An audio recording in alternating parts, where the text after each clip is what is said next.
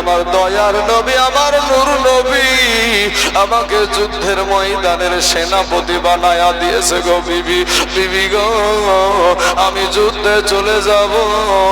ও গো বিবি, আমি এতদিন তোমার সঙ্গে ঘর সংসার করছি গো বিবি, হয়তো কোনো হক আমি তোমার আদায় করতে পারি নাই রে বিবি, আমাকে তুমি মাফ করে দাও, আমি যুদ্ধে চলে যাব। বিবি সঙ্গে সঙ্গে আল্লাহর দরবারে দুইখানা হাত উঠায়া বলে, আল্লাহ গো,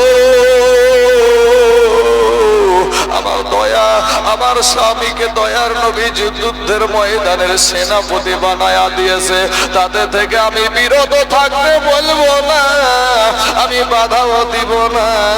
ও মা খালারা, তারা কেমন নারী ছিল? তারাও ছিল নারী, আপনারাও নারী।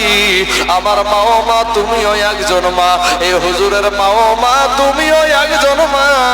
মাগো, মনটা চাই না যে আমি একটা কোরআনওয়ালার মা হয়ে কবরে যাব, আমি একটা কোরআনওয়ালার মা হয়ে মা কবরে যাব। সন্তানকে কোরআন শিক্ষা দাও না রে মা। এ সোনার যুবকেরা, এ ভাইয়েরা, শুনেন, দিলখানা নরম করে দেন বাবা, এদিকে ওদিকে তাকাতাকি করিয়েন না বাবা।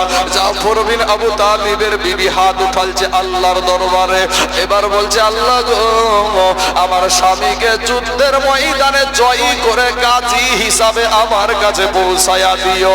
এবার জাফর বিন আবু তালিবের হাতে ছিল বাবা একটা তরবারি, ওই তরবারির উল্টা তীর দিয়ে বাবা যে বৃদ্ধ আস্তে করে আঘাত করে বলছে, বিবি রে,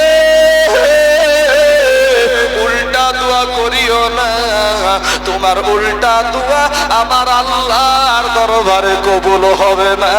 কারণ বিবি রে, আমি তোমার, ও বিবি, বিবি রে,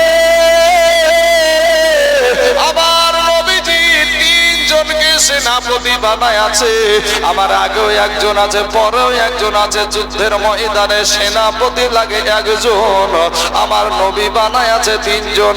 অতএব বিবিরে, নির্ঘাত আমি ওই মুতার প্রান্তরে শহীদ হয়ে যাব রে বিবি, তুমি উল্টা দোয়া করিও না, তোমার উল্টা দোয়া আমার আল্লাহর দরবারে কবুল হবে না।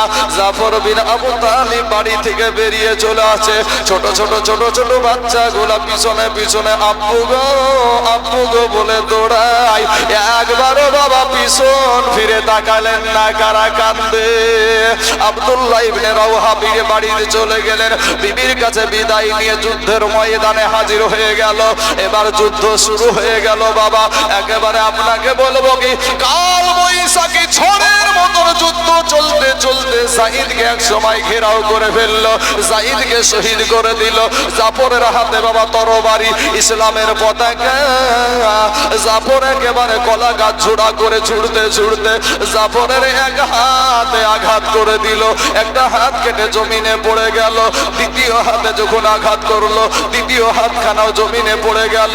পাশের একটা সাহাবীকে ডাক দিয়া বলছে, ওগো আল্লাহর নবীর সাহাবী, দয়ার নবীকে বলি, ওগো আমি জাফরের দুই হাত কাটা, দুই পা কাটা, এরপর ওই ইসলামের পতাকা মাটিতে পড়তে দিই না। জোরে বলেন সুবহানাল্লাহ।